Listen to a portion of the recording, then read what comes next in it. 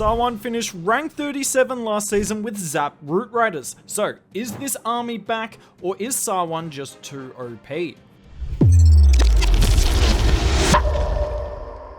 Here's the Zap Root Rider army that Sawan's coming in with. You can see we pop the Queen ability immediately, but no Giant Arrow with this because the Zaps kind of counter any invis towers, as you can see him zap in the core of the base there to get rid of the Rage Tower and some defenses. Not going to use the Giant Arrow in this, but instead the Frozen Arrow. And the Frozen Arrow not only gives nice DPS, the Giant Arrow does too, but the Frozen Arrow gives a bit more. But it's also that slowdown effect, which makes it far easier to keep your Queen alive, because what Sawan's going to do with this attack is going to do the zaps, King and Queen together, and he's trying to Queen charge into the Root Riders. So he wants the Queen to eventually meet up with his Root Rider push. Now, Invis Tower on the top side of the base here is a little bit of an issue, but not going to matter in the end. The Root Riders redirect thanks to the Queen, and we're still going to go through the Town Hall like it's nothing. And you can see the Queen's taking her time here, but she will eventually, I say eventually, in a very long time, catch up with all of the troops. Warden's in the center of the base. There goes the Eternal Tome. The later you use the Tome, generally the better, but you want to use the Tome less so for your Root Riders and more so for your healers. Look, the healers did take a lot of damage there. Some of the Sams did eventually hit, but I think was able to keep one of them alive, and that's going to be enough. Now, you're going to see the Minion Prince here is a nuisance to this army, because obviously the Root Riders and Valks can't fight. And, you know, the Royal Champion's often off doing her own thing. She will normally come in with the main push in this army. I don't know where she was in this attack, but a nice starting attack here to show what Sawan's doing. So the hero equipment that you can see here, figure I'll show it for you all.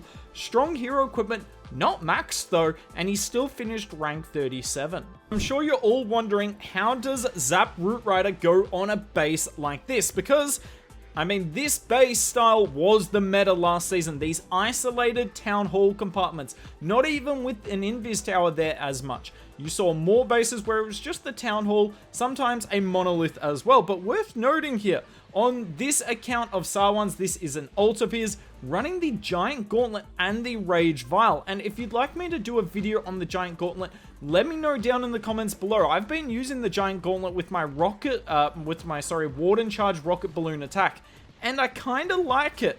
The Earthquake Boots, still strong, but it isn't as strong since it came in with the nerf. So in terms of the deployment, yet again, look, the Queen is meeting up with the Root Rider push. That's the point. You kind of want to angle her one way and use the King to push her towards the push. That way the healers are going to help out with your Root Riders as well. Then you use the Siege Barracks and the Royal Champion together, but it's kind of same as you see with the King and the Queen. You're going to use the Siege Barracks to push your Royal Champion back to the main push, because we still want her in the center of the base. She's just setting an early funnel, and then the Siege Barracks pushes her in the middle, and look, she goes and gets the Town Hall here. Same with the Queen as well. So you can see how important it is that you push these two heroes into the center, but using them to funnel does make a lot of sense. Now, unfortunately, the healers decide that one P.E.K.K.A is worth a lot more than the, you know, entire army, but that doesn't really matter in the end. This base is completely wrecked. Sorry to you, Itsu. Love your content, man, but there's nothing you can do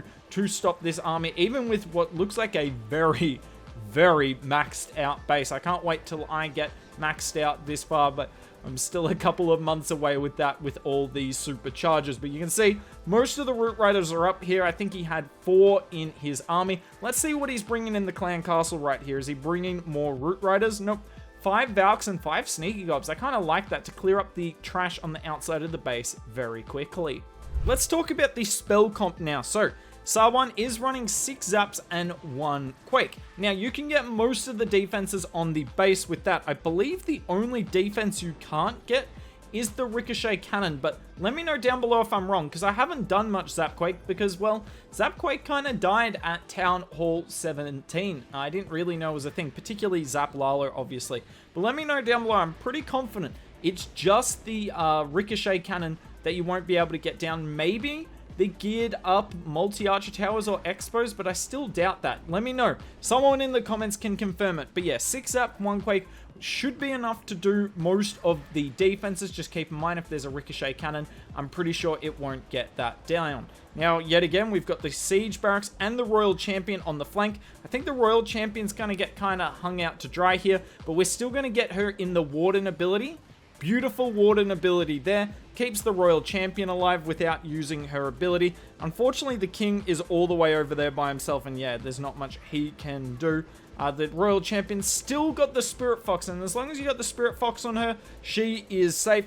Running the Hog Puppet, this is definitely the best combination, because the Hog Puppet gives so much security to your Royal Champion, particularly because you're sending her by herself kind of in the army. She does get out ahead of the Siege Barracks. Now, he's running the Diggy on the Grand Warden. I think this is good when the Queen comes back into the base, but if the Queen runs on the outside, runs the wrong way, or runs on the outside of the base, what you're going to find is what happened in the other attack before, where a Minion Prince can be a lot of trouble on the back end of the base. That's why I would think about using these, the Lizard with this army, but I do really like the Diggy, and the Diggy seems to always last for a really long time. Now, the attack kind of stalls up here. A back-end Rage Tower will do that to you, but as long as we're hanging on to this Royal Champion, who still has the Fox alive — the Fox is so broken in attacks like this — then you're never really at risk of failure. And Gaku's base going to go down here, running a common style of the Isolated Town Hall base, where you've got an Invis Tower, and you can see one Invis Tower is not going to stop this army. Let's finish off with a double Rage Tower base, because this is a threat to this army, because you don't have many spells with your Root Riders, and you've got no Overgrowth spell. So you have no real ability outside of one freeze spell and one skeleton spell to slow down the defensive power on the base. And Rage Towers, very good at outputting a lot of damage extremely quickly. Super Barbs are so nice with these Suis. Clearing the funnel nicely just makes funneling really easy for you. Obviously, with the Zaps, we've got rid of one of the Rage Towers. You can't really afford for two of them to be on the base. And Sawan here, you can see, running the I forget what it's called, Rage Vial. That finally got, I kept saying Rage Gem in my head. Running the Rage Vial and the Giant Gauntlet here, and gets really nice value. Now, is it going to do as much damage, the King? No, because the Earthquake Brutes does an insane amount of damage. But what I really like about the Gauntlet is it tanks for the Queen. Your Queen is going to get more value when the Gauntlet's there, because the Gauntlet tanks forever. The Earthquake Brutes doesn't really do a lot to you defensively, adds a few hit points, but that Gauntlet, the King basically never goes down when he's using it. Now we get to the back end of the base here, and this is where you would have liked to have saved the skeleton spell, because all these defenses are going to burn through your troops super quickly. But thankfully, we've done a great job of keeping our healers alive in the core of the base. Like I said earlier, you do want to prioritize your healers when it comes to the Warden ability, more so than the Root Riders, but obviously don't Warden so late where the only thing alive is healers, because, well, what are they going to heal then? But yet again, swagging the Royal Champion ability. Sawan's done it a few times in this video. So thanks to Sawan for sharing these replays. Let us know down below, would you like to see more of this army, or do you think the other Root Rider armies are far stronger?